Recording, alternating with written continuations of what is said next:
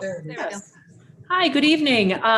It is 7:07, and I'd like to call the May 20th, 2021 special meeting of the St. Louis Community College Board of Trustees to order. Roll call, please. Doris Graham. Craig. Doris, you're on mute. Yeah. Unmute. Yes. Craig Larson. I'm here. Mary Lubke. Yes. Kevin and Martin. Here. Ann Marshall. Here. Pam Ross. Here. All right, tonight on the agenda, we have the St. Louis Community College tax levy. Do we have a motion? Yes, I move we approve the resolution calling for an election in the Community College District of St. Louis, Missouri for the purpose of increasing the college's operating tax levy ceiling. Thank you. Second. I second the motion. Second by Doris Graham. Is there any discussion? I Yeah, think I would we would like to have Kevin make a suggestion about the language. And anybody may have other suggestions. I just want to make sure we get to that. Yeah, for the record of the public, I would like to look at the resolution and read specifically the resolution, and it is amended from what was posted is my suggestion to the trustees. So I'm going to go ahead and read the resolution in full, if that's okay with everyone, because I think it's important that the public hears everything on record. So a resolution calling for an election in this community college district of St. Louis County, Missouri, for the purpose of increasing the college's operating tax levy ceiling. Be it resolved by the Board of Trustees of the Community College District of St. Louis County, Missouri, as follows. Section 1. The Board of Trustees of the Community College District of St. Louis County, Missouri, the district, hereby finds it necessary to increase the district's operating tax levy ceiling. Section 2. An election is hereby ordered to be held in the district on Tuesday, April 3rd, 2021 on the following proposition. The proposition are: for the purposes of updating career training programs to enable job growth in critical industries, including healthcare, information technology, financial services, biotechnology, and manufacturing, providing safe and secure learning environments for students and employees, investing in technology and infrastructure needs.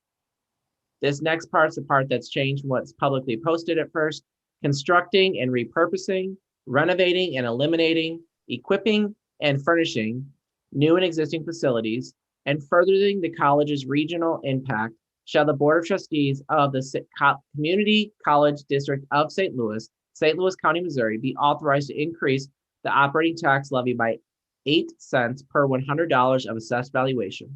If this proposition is approved, the adjusted operating levy of the district is estimated to be $27.87 per $100 of assessed valuation. Yes or no? Section 3. The form of this notice of election for said election, a copy of which is attached hereto as Exhibit A and made part of hereof, is hereby approved. Section 4, the Secretary of the Board of Trustees is hereby authorized and directed to notify the Board of Election Commissioners of the City of St. Louis, Missouri, the Board of Election Commissioners of the St. Louis County, Missouri, the Clerk of County Commission of Jefferson County, Missouri, and the Clerk of County Commission of Franklin County, Missouri, for the adoption of this resolution no later than 5 p.m. on May 25th, 2021, and to include in said notification of all terms and provisions required by Chapter 115 of the revised statutes of Missouri as amended. This resolution be in full force and effect from and after its passage by the Board of Trustees, passed by the Board of Trustees of the Community College District of St. Louis County, Missouri, this 20th day of May, 2021. Thank you. Do we have any discussion of the resolution? I'll just say, I think certainly this has been a topic that trustees have talked about and received a lot of information about over the last year in terms of information. And certainly the college has been investigating and figuring out. And I'll say that we we are still one of the lowest of levies or campaign amounts out of the community colleges in the state of Missouri to be fiscally responsible. And certainly as we look at our strategic long-term plan and look at the needs of the region, certainly there's some work that needs to be done that's not been done over many decades. And so with this would allow for the college, and our fiduciary responsibility to the taxpayers certainly would allow this opportunity to make the college continue to enable the job growth that's critical in the areas and make sure our facilities are meeting the safe and secure environments for our students and employees of the region. I think Kevin stated exactly what we've been doing and talking about for more than a year. I would add to that only that the intent of this is really to help our citizenry get jobs, and that's what community colleges do and do well and do affordably. And one of the best examples of that is the shortage of nurses in the region right now. 2,500 open positions in a variety of hospitals and doctors' offices. And we are, if not the largest, close to the largest trainer of nurses, and far and away the most affordable trainer of nurses. But we have, since I've been on the board 12 years, we've had a waiting list to become a candidate to get into the nursing school. And sometimes you have to wait months to even a couple of years. And, to be fair, some of those students need to do prereqs and they're taking college courses, getting ready, but they're still waiting to get a seat that we have a limited number of because it's expensive to train nurses. The reality is, people are thinking about this, our $100 tuition hour, which is $100 an hour tuition rate, isn't exactly right, but it's approximately right, is probably about a third of what it costs to educate nurses. I mean, we're supplementing that, and that's the expectation of community colleges. We provide the workers that are in need in the region. And of course, it turns lives around. We all just watched the drive-through graduation, and how many of those nursing graduates had RN on their hat or RN and a sign in their cars. The families were coming through. They're so proud to have succeeded and become an RN. So it's a life-changing event for them too. So that's what I think is an excellent example of why we need funds to open some additional cohorts, to put labs, to set up clinic arrangements with area hospitals. Those all have to be supervised. And that's maybe the biggest single example, but we can do the same thing in IT, same thing in manufacturing. In every case, we're working with employers, and the hospitals would be the nurses example, but employers that are looking for workers and telling us what we need to do to provide that training. So this is going to facilitate us kind of taking the college forward in exactly the direction the region needs. I completely agree with that, and I would only caveat that we also offer the most affordable and professional way for a student to come to the first 2 years of their education. Remind the community of our programs that work with the high schools, that those 2 programs that help students come in, get 2 years of college along with their high school education, that we have all these innovative educational programs working with students who want to do work that will further their academic career also, because we have now a double dip here. Every wonderful thing that Craig said, but also the advantage of having some of the finest educators that are possible to have in a college situation, and students who have opportunities through A+ and through other programs to begin their long-term education as well. So I'd just like to recommend, bring that up also, because having students who come to us for the first 2 years enables them often to be able to have 2 more years because we're so affordable, and because the education is so good, and because it transfers. So I thought I would mention that. Thank you. Does anyone else have anything to share? Well, I would just add that we train the childcare workers too, and we know that that's going to be a focus. So I know it's not in the description, but I would just like to mention that that is a huge benefit to the people who are, going to be coming into our nursing and healthcare disciplines. That would be really important to them. So I'm just very happy that we are moving forward. There's so many needs that our campuses have, and we've really put our students first. And this is another way that we put our students first, giving them first-class accommodations and buildings that really represent the best and brightest education that our students can receive. Thank you. Pam, well said. And I was just it made me think of something also, just if this passed, certainly the amount of jobs it would bring to the region for construction and other projects certainly could have an impact on the region in that way too, of just the jobs, building and construction and supplies and all of that certainly would have an impact as well in the region in a different way than students attending the college or getting services from the college directly too. And, we, as a region, we have a lot of higher education, and they're all in favor of us really ramping up because they know that we fill a need that they just can't for a variety of reasons. So I think that we also are in close contact with the other universities and colleges in town. So we have a lot of buy-in from them, which I think overall is a huge benefit to the region. Agreed. Kevin, you made a good point about the jobs. It might be good to add to the public, for the public's purpose, that the trustees for some years have really had a strong push for minority and women-owned businesses to be highly represented in the folks that we work with. And I would anticipate that in all the work that we're doing. So very important part of our process. We also have been, the last several years building wonderful facilities as we renovate or build the few buildings we've done in the last 10 or 15 years that are very energy sustainable, and we're committed to keep that as a part of this process as well.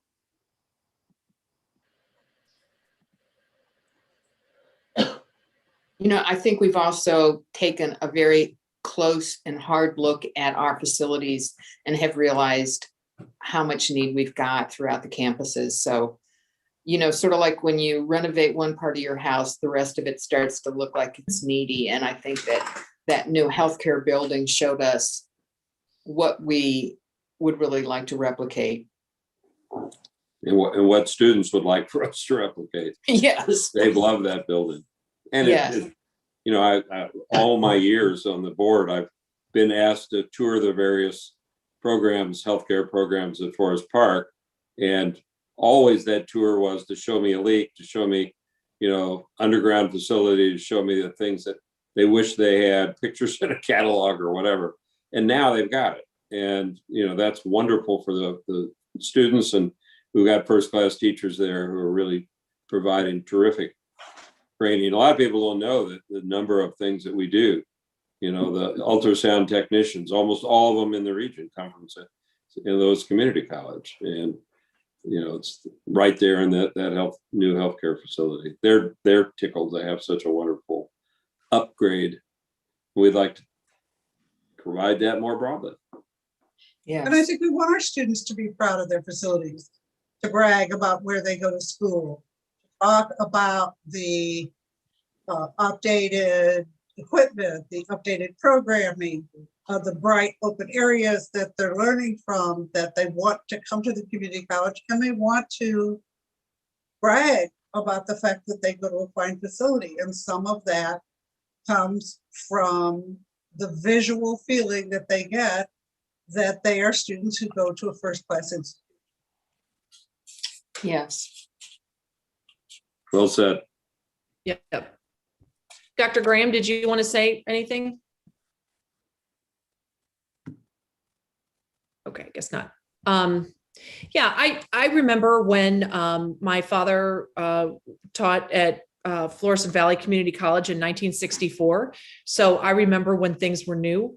And I mean, it's kind of funny. I remember when the theater was built. So, and I remember the sense of pride that that the faculty and staff felt also about working in such a incredible space, and it brought a lot of pride to the folks that were there, that were in those spaces, and also, you know, teaching or spaces have changed, and technology has changed. So we really need to update, you know, this will help us be able to provide new technology for our students and become more, you know, part of the 21st century with big screens and, you know, more Wi-Fi everywhere. And I just think it's such a plus for the students. It's just going to be incredible. So I'm all for it. You know, Annie, when we were standing and congratulating our graduating students,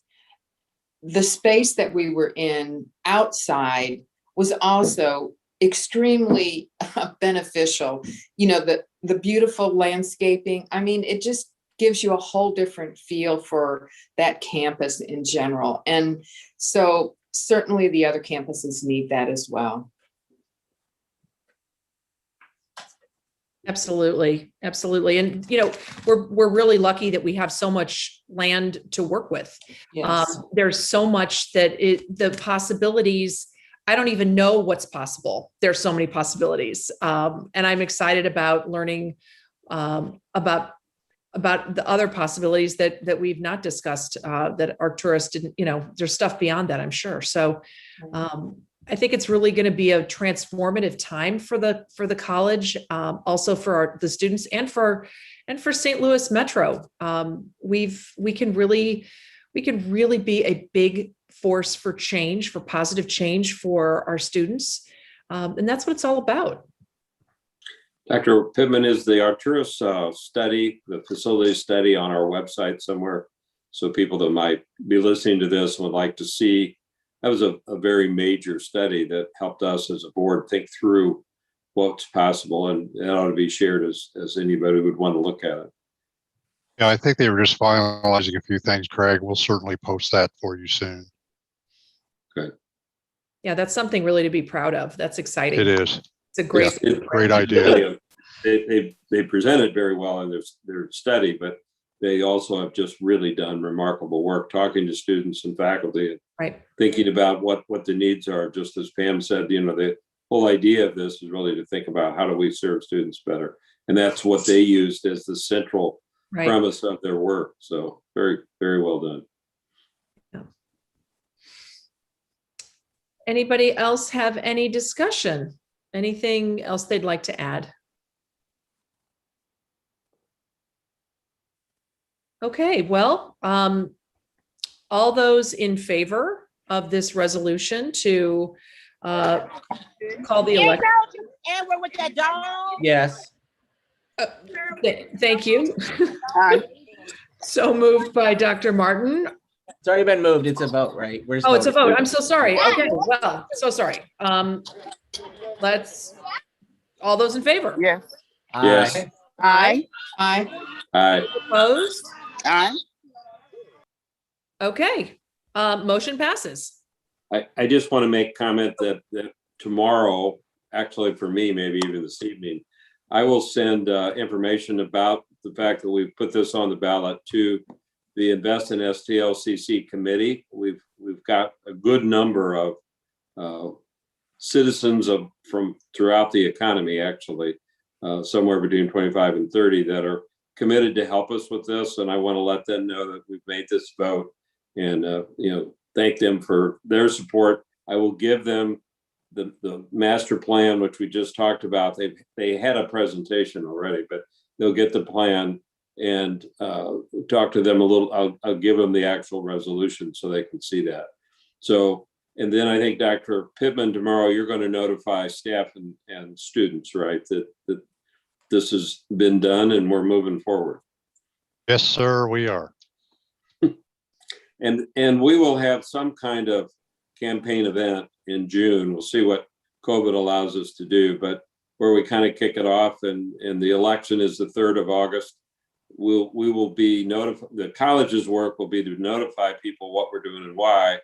And the Invest in STLCC campaign committee will actually be working to, put a vote yes message, which trustees can do and citizens can do. And that will essentially be focused in the month of July, probably start right after.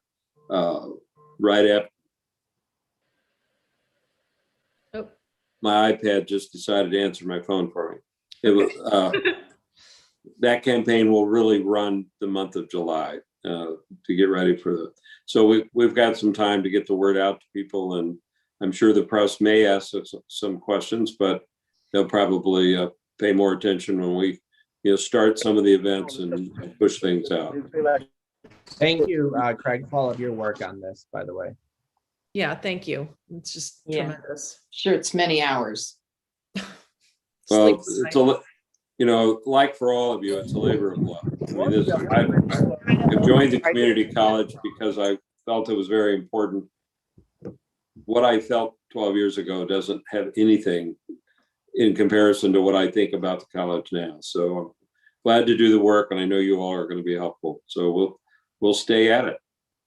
That's One thing awesome. I'll add, because I've worked with you, many of you for the past 6 years, I'd almost been let you down. you've worked really hard to get to work this hard. Yes. So thank you. Well, but changing lives is what we're about, and you just saw that at the graduation so clearly. Oh, yeah. So many families watching and really, celebrating. It was great to see that. Wonderful. All right. Well, I'm excited. This is wonderful. So is there a motion to adjourn? So moved. Pam Ross, Second. thank you. Seconded by Craig Larson. Any discussion about that? Okay, seeing none. All those in favor? Aye. Aye. Aye. Those opposed? Okay, motion passes and the meeting is now adjourned. Thank you so much. Thank you. Thank you. Good meeting. Bye-bye.